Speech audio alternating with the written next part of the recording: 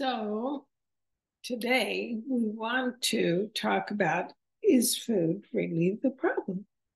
Because we work with so many people who feel that their relation or connection with food is creating all kinds of weight gain and health difficulties. So it seems like it's this big thing that they need to solve. And they want to solve it, which is really good because life brings us what we're ready to see. So, where do we begin?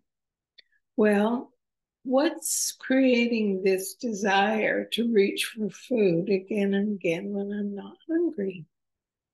That's where we begin. And what we'll see over and over again is it's busy thinking that creates a lot of feeling. We don't want to feel those feelings. So we'll go to food when we're not hungry to try to find relief. That's step one. And seeing that it's simply a busy mind that's creating a lot of feeling that causes me to reach for food because I don't want to feel that. Often just seeing that, the difficulty dissolves. So we want to begin with, am I eating when I'm not hungry? That's the first indicator that there's something life wants us to see that's true and not what we're believing in this moment. Yeah, and I think what you're saying about the busy mind is the kind of repetitive thinking that goes on. Something happens, relationship falls apart, lose my job, problems with our children, something like that. And it keeps looking like there's something I've got to fix. Yes. And the mind goes around and around and around and doesn't really come up with a solution. So that going round and around with, there's a problem here. The mind, if we're always feeling our moment to moment thinking, when we're thinking that there is a problem here that needs to be fixed and I can't relax until it's fixed, that's going to create a lot of strong feelings. True. And if we don't see the solution, then we look for the solution to the feelings. If we can resolve this feeling of anxiety, this repetitive thinking that's driving, then we'll be better off. And that's where that link to food comes in. Is that what you're saying? Yeah, exactly. So one little key indicator is when we believe there's a problem. The mind loves problems. And it's going to look for, how do we solve this? All the strategies that I've used in the past, what of those will work? And we go on an adventure that often leads nowhere. So this week, what we'd like you to do is just notice, am I in a busy lot of thinking mind that's creating feelings? Nothing to do. Just hold it loosely. Notice it.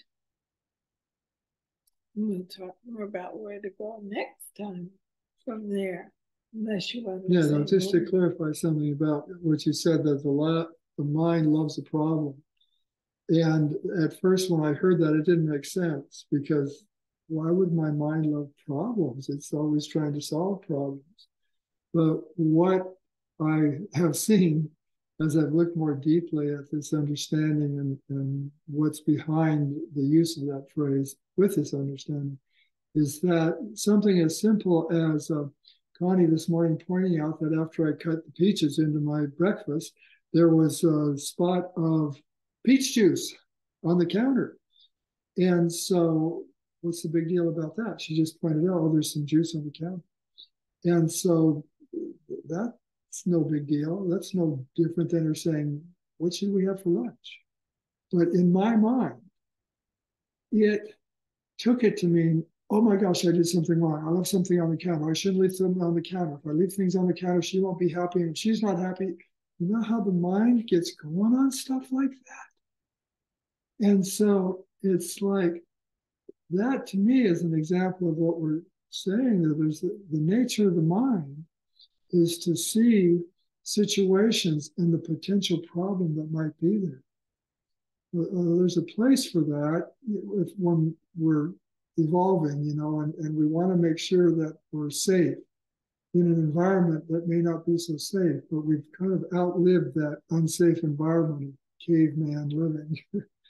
So the mind still takes any little thing and questions, you know, could this be a problem? Could this mean this? What if that? And goes through that whole thing, which creates all these feelings that we then end up thinking, oh, if I just had something to eat, even though I'm not hungry. Yeah, the mind wants to jump on those problems and go into a process of solution. Now, sometimes that can be helpful, but generally, as it focuses on this problem, we find ourselves with lots of strong feelings that can drive us to behaviors that aren't ideal. So the first thing is to notice, am I in a lot of thinking? Is that creating feelings that I don't want to feel? And just hold it loosely, do nothing with it. Because when you come to a settled place within, the real answers arise from there.